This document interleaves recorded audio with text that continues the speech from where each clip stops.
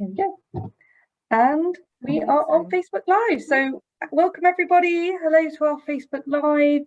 For anyone who's doesn't know us, I'm Lisa from Somerset and Avon Rape and Sexual Abuse Support, and we are a local rape crisis centre who support survivors of sexual violence and campaign to end gender-based violence. And today I'm really excited that at the end of Cervical Screening Awareness Week, that is the one, a mouthful, but that is the one, yeah. We have Imogen from Joe's Cervical Cancer Trust with us, which is really just amazing because we know for a lot of the people we support, having experienced rape or sexual abuse can be a really big barrier for engaging with cervical screenings or smears. So hello, Imogen, welcome. Hi, thank you so much for having us. Yeah, we're a national charity. We do support those who are affected by cervical cancer and cervical cell changes, but a big part of our work is raising awareness about all things prevention, which includes cervical screening. And I'm really excited to be here today, actually, because we've been working quite closely with survivors and those who've experienced trauma over the last few years. So yeah, it's great to be able to kind of share a bit more with that community. Thank you. Well, I have a couple of questions for you, but also if anyone has questions they'd like to ask, you can pop them in the comments and we'll ask them at the end. So I guess first obvious question is, what is cervical screening? Yeah, a good one to start with. I mean, in a nutshell, it is a free health test that is looking at whether your cervix is healthy. And by that, we mean it's looking specifically for, in England, for a type of virus called high-risk human papillomavirus, or HPV. And if that virus is present for cervical cell changes, which is essentially when the cells on your cervix aren't quite behaving in the way we want them to behave. And the reason we look for those two things is because that virus, high-risk HPV, is responsible for almost all cervical cancers. So if we can catch that early and we can catch any changes early, we can hopefully prevent cervical cancer, which is just amazing because we can't say that about a lot or any cancers. So the idea that with this test, we can just stop anyone having to ever go through that experience. That's something to be kind of really excited about. That's amazing. This might seem like a simple question, but what is a cervix, just in case there's anyone who isn't sure? That is absolutely fair. So the cervix is a part of our body. It's inside our body and it joins the womb with the top of the vagina. So you're right to bring it up, actually, because we know a lot of people, we just never hear about it. We kind of hear about the womb, we hear about the vagina, we don't hear about that little joining bit in the middle. But it's actually a really important part of our body. It's got quite a lot of functions. So if we have regular periods, it helps the blood be let out. If we become pregnant, it helps keep the baby in the womb, and when they're ready to be born, let them out. And it produces a fluid or a mucus that kind of keeps our vagina protected from infection. So it does an awful lot for something we don't really talk about that much. Brilliant. How are we not all saying how amazing cervixes are? That's fantastic. So thinking about how we can keep our cervix healthy, how we can all make sure we're doing the self-care of looking after our bodies.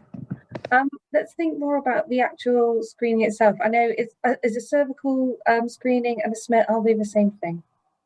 Yes, they are the same thing. So what you'll probably see is if you get an invite or if you see the NHS kind of talking about it, they will almost always use cervical screening. That's sort of the official name for it. But kind of colloquially and in our everyday language, we know that a lot of people use smear tests.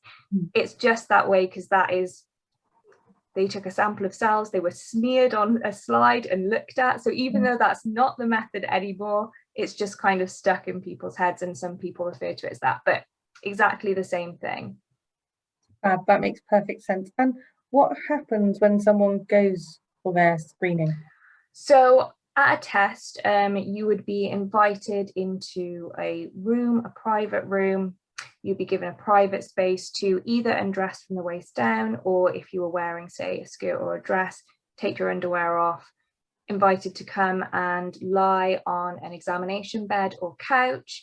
And then the test itself, which is the bit that a lot of people find quite difficult and invasive, is the use of a speculum, which is essentially a plastic tube that opens, and it opens the vagina so that the nurse or doctor has a clear view of the cervix. Once that's done, they can use a small soft brush to just take a swab of cells from that cervix.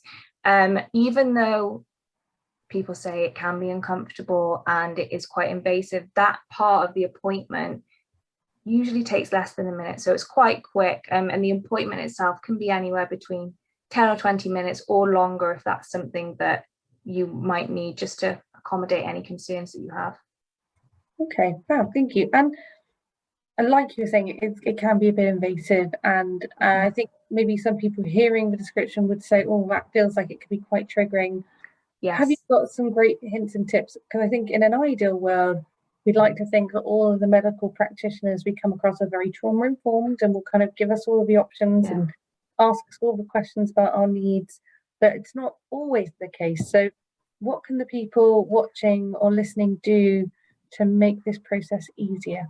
Yeah, that's a really good point. I mean, as much as possible, we also try and work with professionals to kind of educate on ways to support people, because it has to be a two-way thing. As much as knowing tips is helpful, there has to be that onus on the professional as well. But I think the first thing to acknowledge here is that there are a ton of reasons why someone might find cervical screening difficult or not that easy or triggering. And because we're human and we don't get a checklist to go, these are the specific reasons, all of those things might be mashed together and it can feel really overwhelming and unmanageable. In this kind of chat, I'm going to be talking specifically about finding cervical screening difficult because of trauma or sexual violence, but actually a lot of what we talk about would be relevant if there's any reason why you might find screening difficult. So I guess we can start before the actual test itself, which is when you're thinking of booking an appointment, because we know that even getting that invite through and seeing those words and, like you said, knowing what the test entails can feel very triggering. So I think the first thing to say is if you perhaps know that invite might be coming up. So I should say that if you've had a previous clear smear, you'd be invited either every 3 or 5 years, depending on your age. So maybe if you know that's coming up and you've got either a housemate or you've got a trusted person that you can kind of lean on and have there to call or to talk to when you get that invite through, that can sometimes be helpful. But when you're booking the appointment, there are some things that you can ask for upfront that might help. So the first thing is asking for a longer appointment. So you can call your GP surgery and say, I've had this invite, I would really value having some more time. You don't have to disclose why if you don't want to.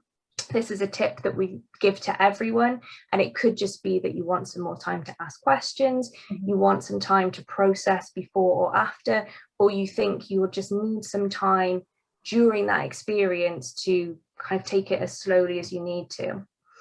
You can also ask for a trusted doctor or nurse. So if there's someone at that surgery that you already have an established relationship with and they're trained to do cervical screening, it's absolutely fine to ask for them, if that again will give you a bit more support during the test. That's a great idea, and I think that's something most people would never think to do.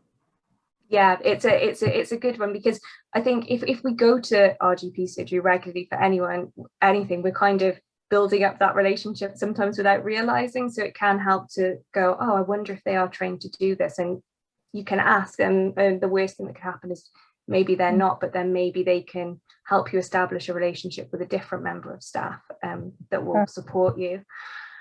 The other thing that you can do, made slightly more difficult because we're in COVID times at the moment, is to ask to take someone that you trust with you. So this could be anyone. It could be a friend, a family member, a partner. It could even be another trusted member of staff who can be a chaperone for you.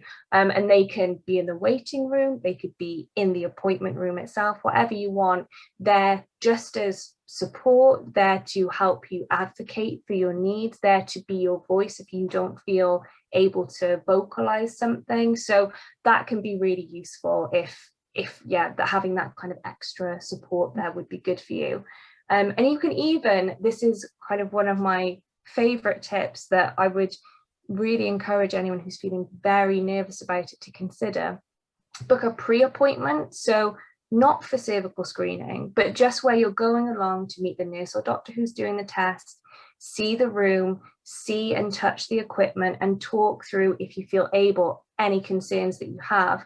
And at that point, you might also choose to establish things like, here's how I might react, and here's what you can do in that situation. I would like for us to agree on a word or a gesture that I will use if the test is feeling too overwhelming for me or triggering something. So yeah, that is always an option. It's just about knowing that, oh, I can ask for this thing from my GP surgery. I think that's a brilliant idea. So you could talk to the person doing the test about signs that you might be dissociating, signs that you might be having a flashback, or exactly high anxiety. So you don't have to actively say it to them, and they know that they have to stop the test at that point. Yes, exactly. It's about, it's setting up, I guess it's setting up that playing field so you feel really confident, and ultimately it's about being more in control, I think, because we can feel incredibly vulnerable in any kind of health examination, but particularly when we're talking about a gynecological test that can be quite invasive. So yeah, anything that can help you get back that control and feel more empowered than vulnerable, that's what we're kind of aiming to do with these things. And it could also help to plan for after the appointment.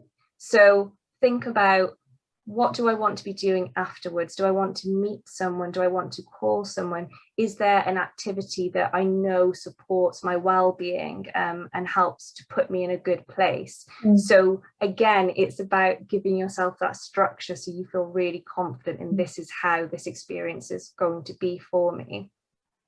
And I think we should talk about, because we've spoken about, you don't have to say anything in that disclosure element of an experience that you might have had.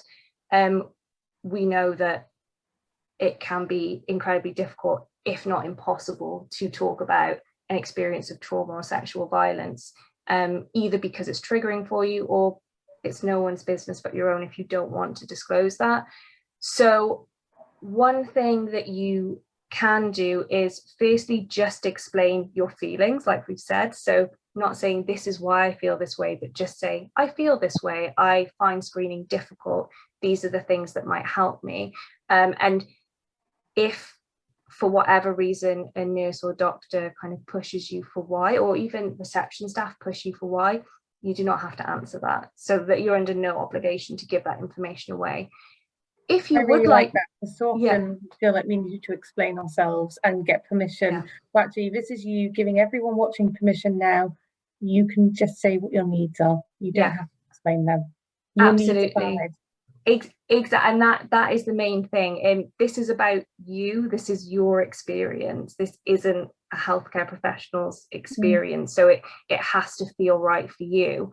And if you are someone who perhaps wants to disclose, or you feel that would be helpful, you can either obviously verbally do it, or you can write it down. So if it's something that you can't say for whatever reason, you could email it, you could pass a note, there are ways around it. And like I said, if you have someone you trust with you, you could even say to them, please can you talk on my behalf and just explain this situation. So there are different ways to do it. What will be right for one person won't work for another. And I think that's true of all these tips as well.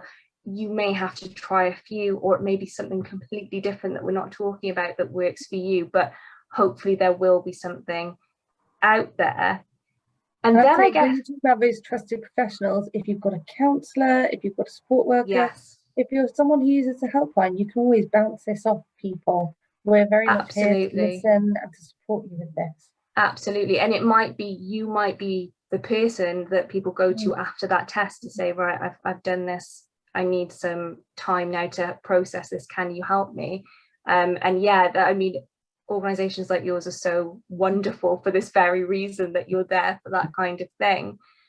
And then I guess we move on to the test itself. And like we've said, for anyone who's experienced trauma or sexual violence, this kind of gynecological test, any kind of medical test, particularly cervical screening, where you have to take your underwear off, lie on a table or a couch, and perhaps feel like someone else has the control in the situation, which I think can be a really big thing with screening. You don't feel like you're in control of the test, can be hugely triggering. And we've mentioned the speculum as well, which again can be very invasive for people. So the positive news is that there are things that can help with this. And I should say actually up front, this isn't kind of Joe's as a national charity coming up with these things and saying this is what you should be doing. We've worked with survivors of sexual violence, so this is coming from them, and I wouldn't want to take credit for that. Both survivors of sexual violence and some excellent organizations like Great Crisis who have supported us in kind of figuring out what might be good. So some of the things that people have suggested, one is, we've mentioned it, if you can communicate with your doctor or nurse. The more that they know, the better they can support you, and more that they know in terms of how you feel about it, not necessarily about your experience. Because it may be as well that, you know, again, as a national charity, we're kind of giving you these overview ideas, but your specific clinic may have a particular member of staff who is versed in trauma-informed care more so than others. They may have specific adjustments that they can make because they've had this sort of request before. So if they know, they can support you, and they just need to know that you're feeling anxious, you find the test difficult. The other thing... Oh, sorry, yeah. No, go ahead. Oh, no, I was about to ask a bit. Something I had seen people talking about online was about self-testing kits. So yes, if someone maybe feels like they can't make it in to get that screening, there's something they can do at home. Can you illuminate that for me? I can. So self-testing or HPV self-sampling is a very, very exciting development. To manage expectations, it's not here for all of us quite yet, but we're on the road there. So essentially what it is it's an at-home kit which just uses a swab. It's almost like a very long kind of cotton wool stick kind of thing. Like one of the COVID tests, like a cube thing, yeah, you put up your nose. Yeah, but yes, that. So no speculum required, really importantly, and obviously you can do it yourself. And you take a swab from the vagina, so you don't need to kind of try and aim for the cervix. You can do it in the privacy of your own home as and when you feel comfortable. You would send that off and get a result that would say either great, nothing to worry about, or we would like you to come in just for a follow-up. So that is in trials at the moment within the NHS, which is wonderful. And our hope as a charity is that it does get rolled out to the full programme, because it would it would make screening so much more accessible for so many people. But I think particularly survivors of trauma or sexual violence, we know from kind of our chats with them that this would just be a game changer almost. But yeah, and it would be really interesting to know from anyone watching if that might be the case for you as well. So it's not quite here yet, it's in trials. You can get private tests online. However, the difficulty is, one, we don't know what kind of trials they've been through, so we can't say for sure how reliable they are. But also because they're not part of that national programme, if you were to get a result showing HPV and you were to go to your GP surgery, they wouldn't be able to do the follow-up tests that you'd need, because it's on kind of an automatic call and recall. But it shouldn't be too far away. So we're hoping, and that's something that is on our agenda, that we want to see this implemented in the programme, because we think it could be a really big win. Such good news. So we did give people the opportunity to send questions in beforehand, and if people want to ask questions online, they can. One question that came in was that someone had heard that you didn't need to go for a screening if you'd never had sex with a man before. Is this true? No, not necessarily. So I think this is about risk, and some people do think, you know, if I've never had any sexual contact, or if I've never been with a man specifically, then screening is unnecessary for me because I'm not at risk. Unfortunately, that isn't the case. So HPV, which we've spoken about, is passed on through skin-to-skin contact in the genital area, which we're talking obviously about the cervix, so that does tend to be sexual contact. However, we can't say that there is no risk if you've never had any sexual contact. And I think it's also very important to say, in the context of that question, men and women, we kind of can get and pass on HPV. It doesn't discriminate. Almost all of us will have it at some point in our lives, because it does live on the skin, so you can't completely prevent against it. So I would say the risk, there isn't no risk. So if you choose to go for screening, you think that's something that's right for you, yeah, that will help reduce that risk. Oh, thank you. And we haven't got any other questions, so is there anything else you would really love to tell people?